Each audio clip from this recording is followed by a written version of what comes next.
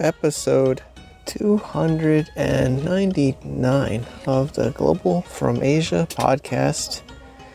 We have a special edition. I am going into quarantine in China because of the coronavirus.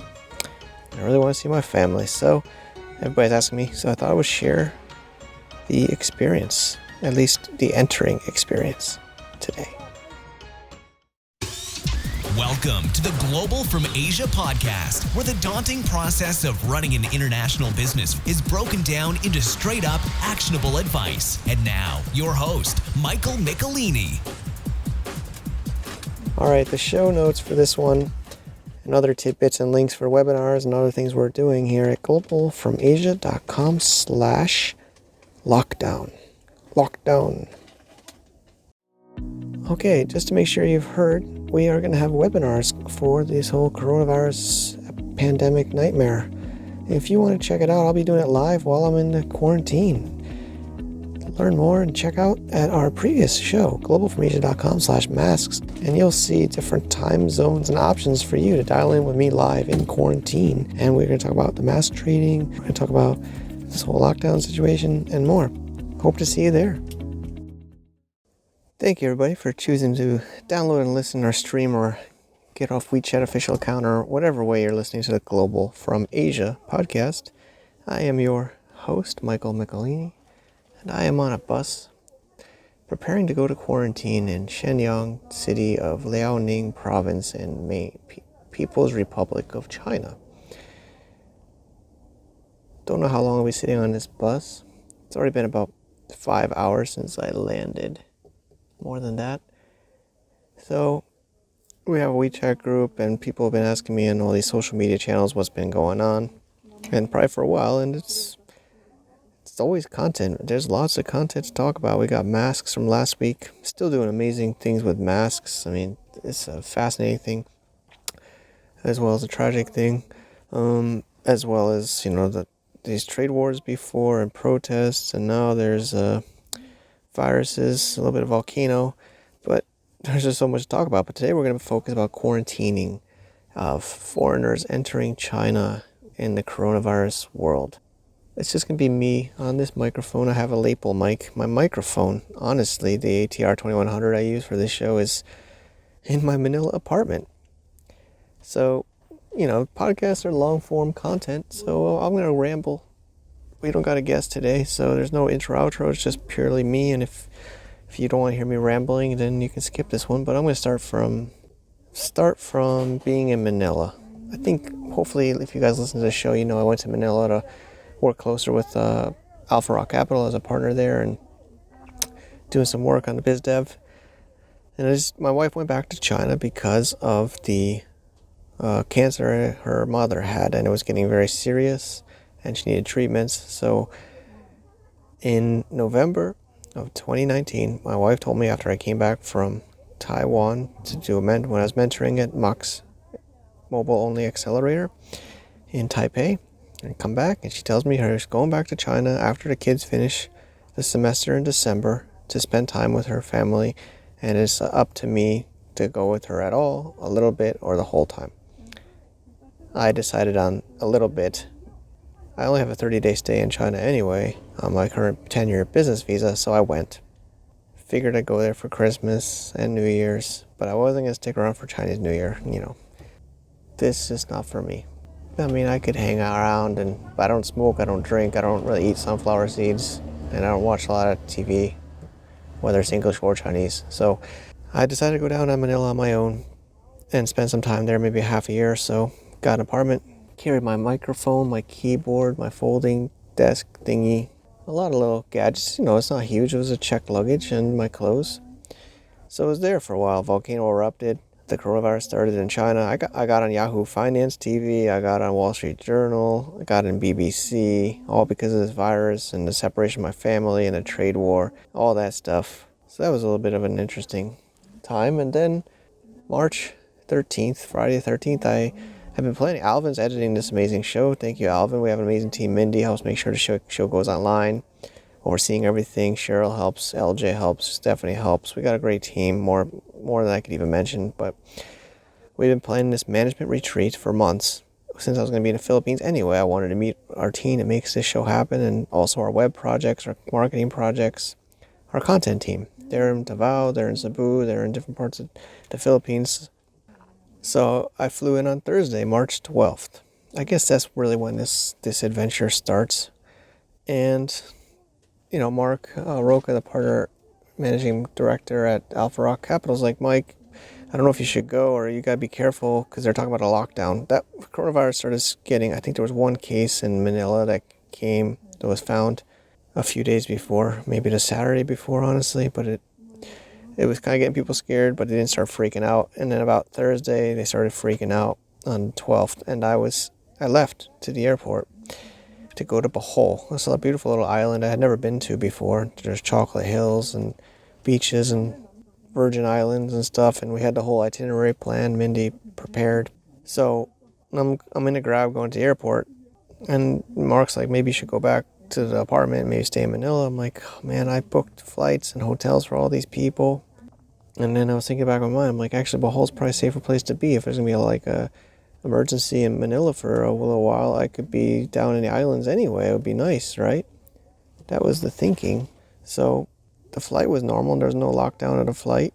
And I went to Bohol on March 12th. Let's say that's really when this adventure really started. And landed pretty normal. They had some kind of like health form you had to fill out, and then I think they took your temperature at the airport. And then they had my name waiting for me with a private car Mindy set up, and I went to our hotel. Friday woke up and the lockdown in Manila had started on Friday the 13th, 2020, 10 days ago. I'm recording this on the 23rd of March. So pretty fast, the lockdown happened, and then I had my keys to my apartment in Manila. I was even thinking about, back in my mind, I should have had a set to a friend. Well, I didn't have a set, and the landlord didn't even have a copy. I remember the landlord told me he didn't have a copy. So I go with Alvin, our amazing editor here. We've met before, at least once, maybe twice, Alvin, I think, at least once. So we went to the LBC, I think, some shipping company, to try to mail my keys to Manila so that they can go in and get my stuff out. At least some of the stuff, like the hard drive that has all these podcasts backed up on and other things like that. Microphone. This label mic's okay, I hope. Couldn't mail the key. Lockdown. They said they could take the key and put it in their warehouse for a month or however long the lockdown's going to be, but they were saying lockdown in Manila will be until April 14th. So that's a long time. Then Mark saying I should fly back to Manila right away. I was looking at flights and they were going really expensive or sold out. And then even Bohol, I think Friday, or maybe it was Friday the 13th or Saturday, they started saying Bohol is going to be locked down, and if you didn't leave within a couple of days, you're going to be stuck there for at least 7 days. Meanwhile, I don't see anybody wearing masks. I don't see any emergencies, but everybody's getting nervous. The girls came from, Stephanie and Halja and Mindy came from Davao. So they had also had a flight problem. Their flight had been canceled. They had to rebook a new one.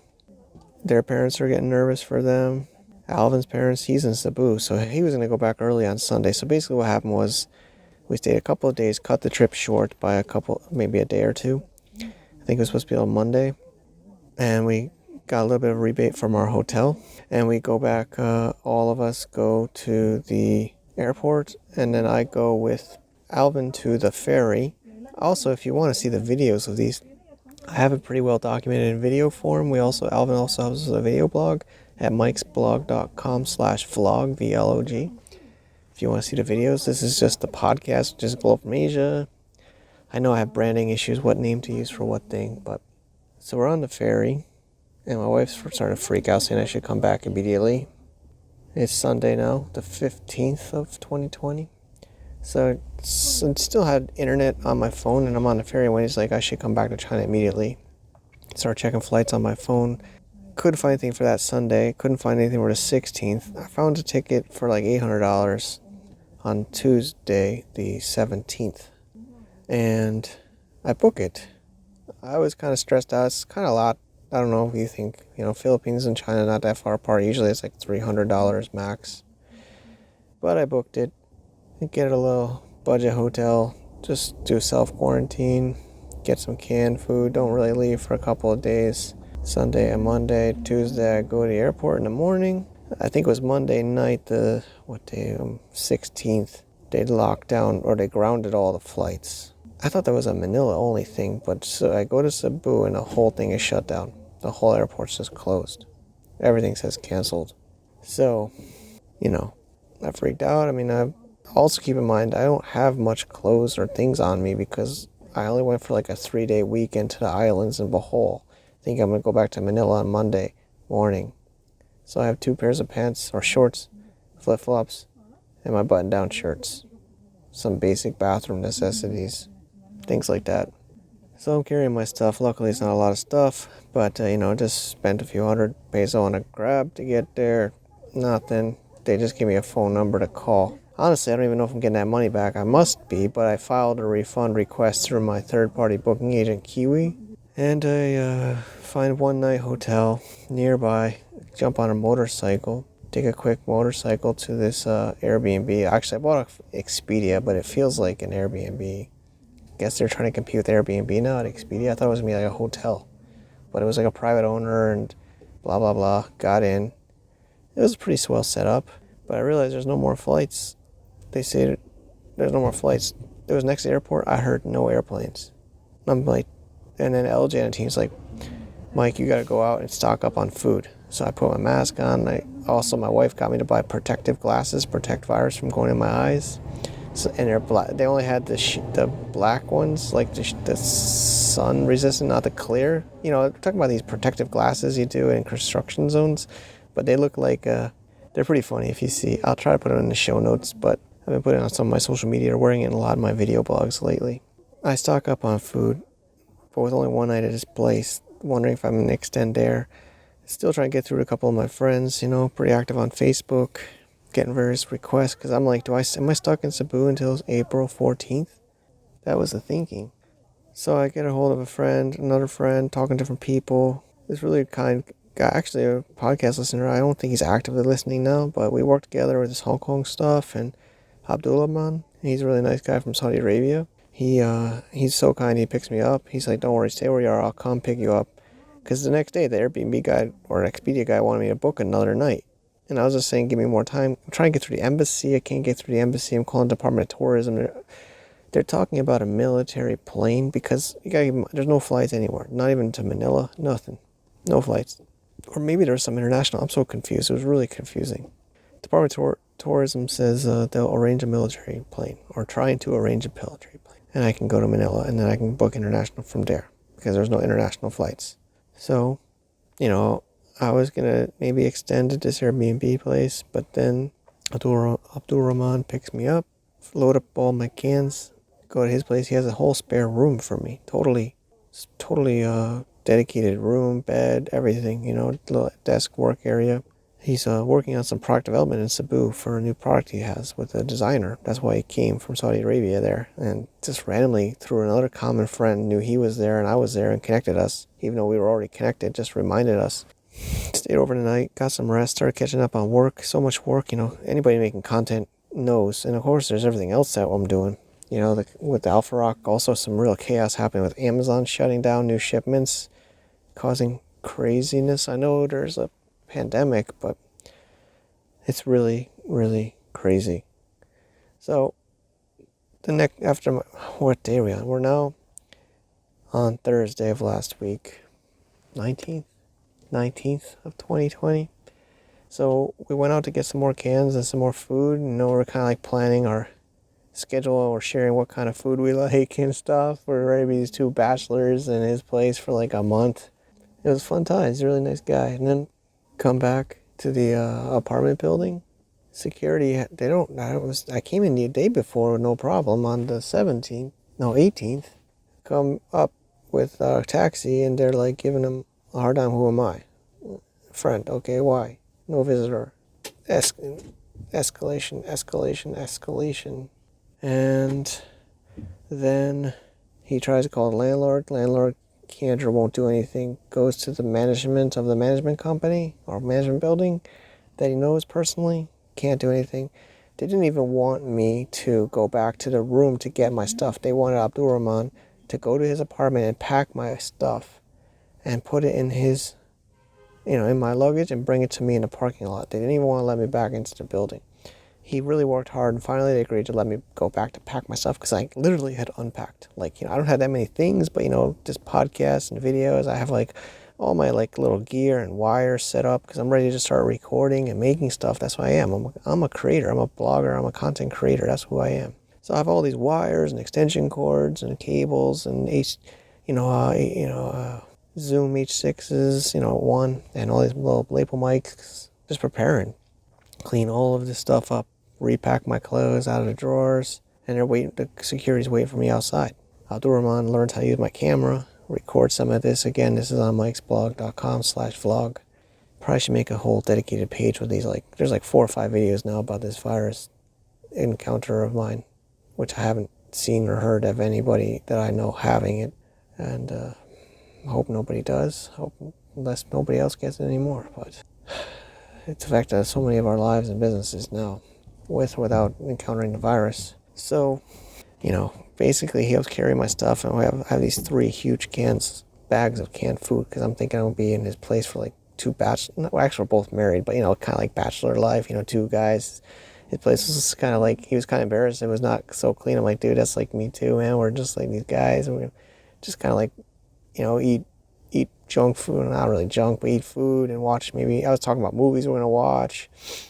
Maybe he got him on a podcast. Maybe I can still get him on the podcast. He was so kind, really. Obviously didn't charge me anything, and he spent a lot of money with me. We were buying stuff, and I think he gave me more cans than I had paid for. These cans, people say. So we had the taxi wait, because he's not in the really downtown area. Plus, there's not as many taxis because of this whole lockdown. So the taxi was waiting down in the basement. Loaded up my cans. Get in the back seat. I don't even know where I'm going. I just think one of my other friends, Josh, said I could stay. And, somebody else is coming on the bus. Hello. Okay. Maybe we'll go now. There's 4 people on the bus. I don't know how. I hope it doesn't develop this 40-person bus to leave. This might be a long time, but I guess I get to make this podcast. I hope it's good quality. I'll probably make a lot of content in the next 14 days, but we'll get to that later. So I'm getting kicked out. I actually started to get watery eyes because it's 6 p.m. on a Thursday and I didn't know where to go. And there was even starting to be reports that it's still true, but they canceled all the visas for foreigners in the Philippines. We were saying on all these chats and Slack with Alpha Rock and LJ with the Shadstone team. I'm seeing on social media. Does that mean we gotta all leave now? So it's just all this insanity, right? All this insanity. And the taxi driver doesn't want to keep driving around with me because I can't get a hold of Josh because he works U.S. time. He usually wakes up 6 p.m., he says, but 7 p.m. still wasn't answering. I got my 3 huge grocery bags of cans, and I got my little, my office, I call it. It's like this black bag of gear and a little knapsack of clothes with the GFA logo on it. So I'm sitting in so I go into an empty restaurant. They were nice to me, honestly. Get some barbecue chicken, some water. I finally break down and just decide to get a freaking hotel. I just find one walking distance from this restaurant, which is in the same area I think Josh lives in. Based on our conversation, he said I could come. He said he had a room for me. Just didn't know where his exact address was. All right, so let's go forward. So I go into this little hotel, and there's some German couple that was really stressed out, chain smoking on the stoop of this budget hotel, airport hotel in Cebu, Philippines. And they're saying how they finally got a flight, the last flight to Germany ever or something, or at least for a long time, 2 a.m. depart. And they were talking, and I talked to this guy from New Zealand that says his flight got canceled. He was in the airport to New Zealand, but because of the lockdown there, the airline decided to cancel the flight. Even though he was a New Zealander, he could go back, but the flight got canceled. And he actually was nice enough to help me go back to the restaurant and help me pick up the cans and take them back, which is really nice of him. So we got a little clip of him on the on the video at mikesblog.com/vlog. Look back in the March 2020 archives whenever you're listening to this and laughing at me. Stay over there that night, March 19th, Thursday night. Later that night, Josh did wake up, replies to me saying, "Hey, sorry, I just woke up. Yeah, sure, you can come here. This is the address." Not But yeah, if you already booked a hotel, stay there and come in the morning before I go back to sleep, because he sleeps before, like, around lunchtime, before lunch. So I enjoy a night's sleep. I have to admit to you guys, I woke up in the middle of the night, that night, swinging my fist, thinking somebody was robbing my hotel room. I don't know. What is that? Paranoia? I thought somebody was breaking in, because there was other reports of Alex from Alpha Rock saying he moved out of the city to a house in Manila to be with another friend, and he was hearing reports in that area of people breaking into houses because maybe they thought they could get away with it, or maybe because they needed food, or they didn't have a job anymore, or they felt like there was enough police. So he said he had golf clubs that were ready in case somebody broke into their house. I think that's why I woke up swinging in the middle of the night in a hotel room. It really just feels like the world has gone crazy. Wake up Friday morning, still do my 5:30 a.m. I think I probably woke up at 4:30 or 5 a.m. now. Been waking up earlier without alarm. Do my morning work. Actually, I was on another podcast about the coronavirus. Danny Carlson got me on, sharing on his podcast about it, more on the supply chain side, which is actually over now. China seems like it's back to normal. But the rest of the world is gone crazy now. So, Friday morning, woke up. Josh says, yeah, come by anytime you want, maybe before lunch. So I do my morning work, make this content or other content I'm making. I'm basically making blogs and podcasts and videos and managing a team that makes that for tons of websites, kind of what we do for everything, webinars. Definitely make sure you register if you want for the coronavirus webinar. I'm going to be stuck in my apartment, so I'm going to be, I'm going to be stuck in a hotel in China. So I'm going to do 3 this week for US time, Europe time, and Asia time. So that'll be on globalformasia.com/masked. And I am still stuck in this bus. I'm just hoping more people can come in here so I can get out of here. But somebody walk by. They're not going to get in. Hey, I'm making a podcast this is a special edition. We did the mask one last week earlier. But yeah, if you want to check out the masks from last week, we're going to do a coronavirus webinar live. I'll be doing it from that hotel room. globalformasia.com/masks. You'll see a link for the webinar. You'll also see a link for donating masks or buying masks or trading masks. It's kind of what I do when I'm not wrestling with quarantine issues right now. All right, let's get back to the story. So Friday morning, Josh said I can come by anytime. I do my morning work, creating all this content, the webinar planning, email newsletter if you're not on that. We try our best to make a fun little newsletter. But anyways, I do my morning work, no problem. Check out a hotel, get a grab, go to Josh's, totally smooth. Meet him before he's going to sleep. I used to do that. I don't know how. He can do that. It's really hard for me to sleep in the daytime and work in the nighttime, but he does it many years. We caught up a bit, but he says that the night before that Thursday, he says now he's starting to notice it in his neighborhood that he lives in a subdivision, so it means he just says I don't gotta get worried about getting kicked out because it's like his own house. And then I started having that nightmare about that guy saying he had to have the golf clubs because people start attacking your house. So that's another fear that started popping in my mind. But he said, don't worry, he has a huge dog and he knows the people, even though he's an American like me or a foreigner like me. He says, don't gotta worry here about getting robbed. So he says that the night before they started going around in barangay, it's like kind of like police or security trucks with loudspeakers saying only one person can leave a day and they can only leave to get groceries or medical supplies. That's what they're saying in Cebu, Philippines, in a subdivision in the kind of outskirts of the city in this housing subdivision where he lives. Again, this is Thursday, March 19th. So I'm there on the 20th. And he says, don't worry, stay as long as you want. I brought tons of cans. Stayed over, caught up on work again. Slept. Saturday is my cheat day. But then I kept hearing these reports from the embassy called me, I think Friday, and says that Friday morning, saying I can get a discount at the waterfront hotel at Mactan by the airport. They got a discount for me. So that's my benefit from the embassy. And they said just keep calling Department of Tourism for the planes or the schedules. So I'm also getting people sending me messages that America will stop receiving Americans if they don't come back in the next, 10 days. You're going to be stuck overseas for a long time if you don't come back in the next, maybe it's a week or 10 days. So friends of mine are like, are we going to be stuck out of America I'm like, I haven't been back in years anyway. I don't plan to go back for a long time, so fine. that didn't stress me out too much. So what happened was LJ on my team sent me a Facebook post from the UK Embassy of Cebu that says there were flights going to Manila from Cebu and some other flights. They had selectively opened the airport for like 5 flights, but you can't book online, you have to go there. So it's Saturday morning. I tell Josh he's still awake. I'm going to go to the airport and try to get his flight, but I'm not going to take my luggage. It says you actually have to have an international flight booked from Manila in order to get the flight, but I'm like, I don't trust this because I got a processing refund already. I'm not going to buy a flight from Manila if I can't confirm we can go there. Lucky I did that. So I go to the airport with a Grab, and then I go to the Philippines Air ticket booth to buy my ticket so that I can confirm that. And then I brought my laptop. I was ready to buy the thing on the international flight if they could confirm. I would have bought it on any booking site. Get my number, go to the desk. What do you think? What do you think happened? This is a crazy one. They said all the seats on the flight were booked by the Mormons. It's a Mormon church. Hello. Also, people are less friendly now.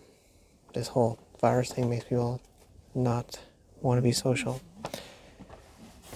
But anyways, I saw this whole group of Mormons, and I'm carrying my video blog camera, this like Nikon DLSR, and then I was going up to them like, oh, you guys are the Mormons that booked the whole plane? They're like, we said no journalists, we said no media. I'm like, I'm not media, man, I'm a blogger. They're like, no camera.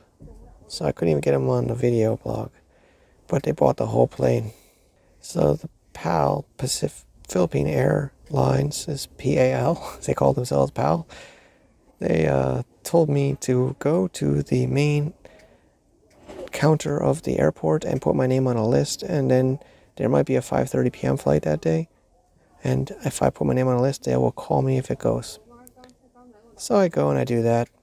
Man, this ghost town. I'm telling you, this airport was nothing. There was a 7-Eleven and a Starbucks open.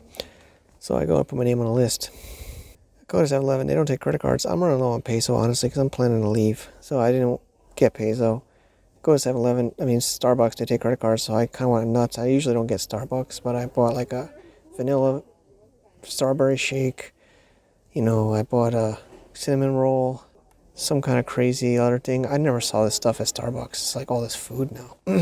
And then put that on a credit card and then called that Grab back. Actually, the Grab kind of told me to cancel it because he wanted to pay me in cash, but we bargained a cheaper rate. So I was like, whatever, man. So usually I use a credit card, but with all this chaos, what does it matter anymore? So I called him up, bargained. He wanted to charge me the same rates. I bargained him down. Because I'm like, dude, you just saw me drop me off. I didn't get a flight. Help me out. Help my brother out here. So I bargained 300 there, 250 back, 550 peso. Oh, is that $10? Whatever, $10, $11. It's not the end of the world. It's more like the annoyance. Go back to Josh's. It's my cheat day. I'm eating all this stuff up. He orders McDonald's from me. Didn't know how to even order McDonald's, but he got it off some Grab food thing. Chowing down Saturday. Talked to my wife, and she's getting more and more nervous hearing reports in the Philippines about the increasing numbers. And I'm also in Josh's baby room. I kind of feel bad. He says the kids usually don't sleep in there anyway, but they're sleeping on the couch, and I just feel really bad. But that also is bothering me. So Saturday night, Wendy and I usually sleep earlier, but it's like 10, 11 o'clock at night. We're chatting about flights. She's sending me flights. I'm sending her flights. I'm just not sure what happens if I go to Korea with the 20-hour layover if I go to China. I asked her to ask C-Trip customer support, and I passed out.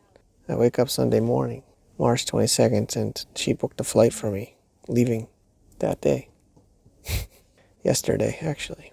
1:30 depart. So I wake up, at 5:30, check my WeChat, and she had booked a flight, sent me the receipt. I gotta get to a flight, but I don't got anything else to do.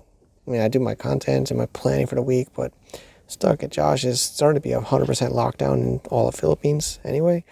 And she says she booked it because she says C-Trip said it might be one of the last flights for a while. So, book it. Or she booked it and gave me. So I have so many cans. Everybody's laughing on my video blogs about all the cans I have, but so many cans. So I leave a bunch with Josh's. A little thank you at least. Let me stay there a couple of nights and got me to McDonald's. Take some because my wife bought 15 kilograms of checked luggage, and I'm like, why'd you do that? I have like 2 sets of clothes and my laptop. So at least I checked all the cans. Not all, but a bunch. I calculated it based on the weight of the can because we didn't have a scale. So I just calculated how much each can weighed and did math to figure out the weight. He gave me a duffel bag and dumped a whole bunch of canned goods, tuna fish, beans, chili, nuts in there. And to take all this to the airport, can't get a Grab. Yesterday, because of the lockdown, I think, there's just says no Grab available. It's like waiting 3 minutes, try again. No Grab available, try again. 3 minutes, nothing. Can't get a normal taxi. I'm carrying this bag of cans, duffel bag of cans, my backpack, and that Globe from Asia canvas knapsack. I just basically beg a motorcycle guy to take me to the airport. It's like a 15-minute ride. I throw the cans in front of his legs. He says, no, cannot fit here. Throws it in between me and him in the back of the, gave us that space anyways. And then we ride. And I was doing a video blog recording of him when I was kind of getting on the back, and then he starts to go. So I quickly throw my hand on the back of the seat to hold me from falling off. And I'm holding a recorded video blog, TLSR, and right. Are you enjoying what you're hearing here at Global from Asia? Want to connect with me and others even more? GFAVIP.com is your place. It's our Global from Asia VIPs network for community, events, masterminds, private forum, special deals, and more. We do regular live calls and other sessions to get you guys on the fast track to growing your business. Check it out today at www.gfavip.com. Okay, sorry, I filled up my phone storage. So I'm talking about being on this motorcycle, and I'm recording the video blog as I'm doing it. And it's an 8-minute long clip of me just driving through nowhere. Like no tax. There's like, I think I counted 1 or 2 taxis in the whole ride. Mostly it's tricycles and motorcycles. And this, Philippines, like huts and shacks and insanity. I can't wait for that video blog to go online. I can't wait to see what Alvin puts together for that one. So anyway, we get to the airport, and I'm talking about the end of the world. It feels like this Tom Cruise movie where he's running around the Vanilla Sky or something, maybe, where there's nobody and nothing in the roads. But the funny thing is, the motorcycle guy sees a sign that has a motorcycle icon with a cross saying no motorcycles allowed on the ramp. So he's trying to kick me off the motorcycle and saying that he took me to the airport, and I gotta walk up this huge on-ramp to the terminal. I'm like, hey dude, there ain't nobody here. I need help to carry this stuff. You gotta help me out here. So he agrees, and we drive up the ramp. And now we're, I don't, how airports have those ramps, right, to go up to the terminal? Just nothing, man. You don't see airplanes, you don't see cars, you're just driving in the middle of the road. We get to the entrance of the Terminal 2 of the Cebu International Airport. And then these freaking barangay cops or security give him an attitude saying, hey, you can't come here, your motorcycle aren't allowed here. So I'm like, I defend the guy. I'm like, hey, guys, he's helping me. There's nobody here. I told him to do it. It's me. Blame me. And then they're like looking at each other like not sure what to say. I'm like, blame me. And then I didn't even have change. I only had 1,000 peso, and it was a 150 peso, which is like $3 ride. Nobody had change. All these rude security guards that have a chip on their shoulder. Nobody had change for me to pay the motorcycle guy. But I found a $5 bill in my passport pouch. So I tried to give him $5, but he didn't know. He just couldn't tell if I was ripping him off. The barring guy helped me out. They're like, no, that's more than 150 peso. Take it. So I gave him the $5, and he leaves. And then I'm walking to the terminal, and there's still nobody. Then you start seeing these stranded foreigners, like look like they've been sleeping there or something, like just like 20, 30 foreigners, like on the outskirts of it, and they tell me to get in line, but luckily I didn't listen to them because their line was like to buy a ticket. I already had a ticket, so I went the other entrance, and then it's some technical stuff, but basically I went through, and then waiting in line to check my bags. I put the bags in, And then they're scaring me. They're like, sir, your visas are business visa, or giving me starting question. And I was at the counter at the Philippines, the Jin Air. I never even heard of this airline before, Jin Air, and they're trying to give me a hassle. So luckily I had my old work permit, and I showed them that. I showed them my marriage certificate. I showed them my WOFI, my wholly foreign owned entity, my Chinese company, Shadstone Import and Export Shenzhen Company Limited, a Shenzhen company. I started just bombarding them with documents and papers and proof and chops. I don't have physical chops, but scan chops. Finally, they let me, check in. And then they were nice. They're on the video blog. And basically, I went in and I went through security, and then I get to Korea that Sunday night, last night. Wasn't sure if I can leave the airport because I don't want to get stuck in quarantine 14 days in Korea. But they said 24 hours is okay. Okay, guys, don't blame me if this doesn't work for you, alright? I'm just telling you what happens in March 22nd, 2020. But they said you can leave the airport if you have a connecting flight in less than 24 hours. So I did. So I went out of the airport. I took a free shuttle. My wife booked me something off C-Trip that doesn't look like another kind of Airbnb on some Chinese platform. And I got a good night's rest, because you need your rest. And you got to look healthy, because they said if you get to China and you look sick, you're going to be in big trouble. This would make sense, right? So I get a good night's sleep last night, Sunday night. My flight's 8:50. If my flight is 8:50 a.m. depart, March 23rd, 2020, to Shenyang, China, my wife's hometown, where my wife and kids have been for the last few months. So I go back. It wasn't actually a pain in the butt to go into the Korea airport. I had my quarantine card and other things, so can get back in the airport pretty smoothly. Wait for the flight. Again, empty airport, looking like a war, day after a war, or I guess a pandemic. So waiting there for the gate to open. Just a handful of people for this flight. No other flights seem to be anywhere. Load up, get on a flight, and come. It's about a 2-hour flight or so. It's confusing because of time zone differences between Korea and China, but it felt like it's about a couple hours. Land Monday, March 23rd, 9:45 a.m. local time. There was no other planes. I mean, there were docked planes, but there's no planes landing, no planes taking off. No planes, nothing. Just parked ones, like long-term parking or whatever, nothing. No people, nothing. Roll up to the gate or whatever, that tube thing comes onto the plane. So we need to wait for the police or the customs to check the plane and come on. They come in those hazmat suits, like the white suits, like those movies. And just walking up down, checking our papers, because we had so many papers. They gave us multiple, big papers, small papers, card papers, import papers, quarantine papers, travel papers. Anyway, all these papers. And they're I don't know how, but they never asked me anything on the plane. Some people said they were looking for specific people that came from specific countries to talk to them and measure them first. I don't know. I don't really know how they choose. Some people left earlier. I stayed the whole time. Then it took all of us off about 2 hours, about noon. We can get off the plane. Then we line up. And then there's multiple different, sessions you need to go through, I guess. First session was, questioning you, temperature, where you been, why you coming here, how long you be here. The next one's, of course, customs. Next one's registering for a hotel or where you live, why you coming here again, calling the people that you say you're going to see. So is my wife, so she's talking to them. They're just verifying everything.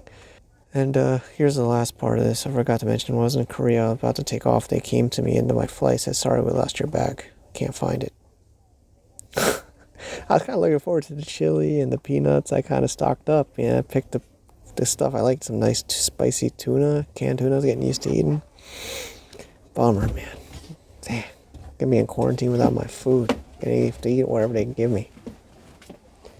So, what happened here? Let me think. somebody walking by hoping they get on a bus. Still just 5 of us on this 40-person bus. All right, so I guess it's about 2 o'clock now, and then they had the guy waiting for me. I get out of the Ranger Hotel place or whatever to baggage claim, and that baggage claim, they're like, oh, are you, I'm like the only foreigner, I forgot to say. I think I'm, besides like Asians, like there's Koreans and some others, I'm like the only white-skinned or non-Asian skinned person in the plane. I mean, it's a local city, it's not a hot spot for foreigners in Shenyang, so I guess he could just recognize me, and he asked me if I was Mike Michelini. I'm like, yeah, it's me. So he's making me fill out some kind of form, and he asked me, I show him a picture of the duffel bag Josh gave me that had the cans, and he took a picture of that. He talks to Wendy, my wife, on WeChat about it in Chinese. And then I'm like, wait, no, maybe I don't need to go to a hotel. So I kind of go for the exit, and then they're waiting at that exit, you know, the normal exit where you get taxis to pick you up. That's like, you're at this district, I'm in district. Okay, so they have like groups of like buses. So they put you into the bus that's based on district or the area you're going to for that hotel. Because my wife had talked to them, and that they booked a hotel closest to my family, or wherever, I guess, wherever you want to be. For me, it's my family. So basically that's kind of up to this point. So they took me to this bus, and I've been sitting on this bus now. It's almost 4 p.m. I think it was like 2:30 I got there. So I've been here for an hour and a half. Luckily I brought some peanuts on my carry-on because I haven't eaten anything. I had like a snack, a salmon sandwich. I just ate the salmon because I don't eat the bread from Korea Air at like 9 a.m. Besides that, I haven't eaten. So I'm kind of half joking, but I said, my limited Chinese, if they have a lunch for me, or lunch, because it's like 2:30 when I got on this bus, and they're like kind of like chuckling, and I'm asking my wife, and I said, yeah, like, which is like, I'm hungry, I didn't eat lunch, do you have fried rice? And they're just laughing at me like, oh, your Chinese is good. And I'm just sitting, luckily I had some peanuts, I just ate some peanuts, but, so, that's my story. So 14 days. It's gonna be here for my birthday, but supposedly they'll let my family visit me, I hope. But that's the story. So what is 14 days? Let me look it up on the calendar here. Looks like April 6th or so. So my birthday's April 2nd, but looks like I'll be stuck here in this hotel. My wife says it's a nice hotel. I don't even know what's the price. I know people ask me how much I gotta pay, I think. I'm told I have to pay. So that's the deal. That's the story. That's where we're at. Alright. But yeah, the next few episodes, we'll be doing it from my quarantine room.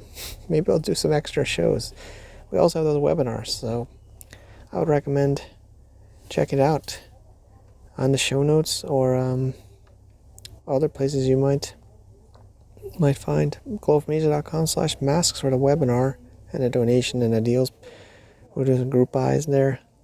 And for this show, quarantine is a hard one to spell, so let's say lockdown. globalfromasia.com/lockdown for episode 299. Thank you for listening, and I hope you enjoyed this one. And I hope this doesn't happen to you. To get more info about running an international business, please visit our website at www.globalfromasia.com. That's www.globalfromasia.com. Also, be sure to subscribe to our iTunes feed. Thanks for tuning in.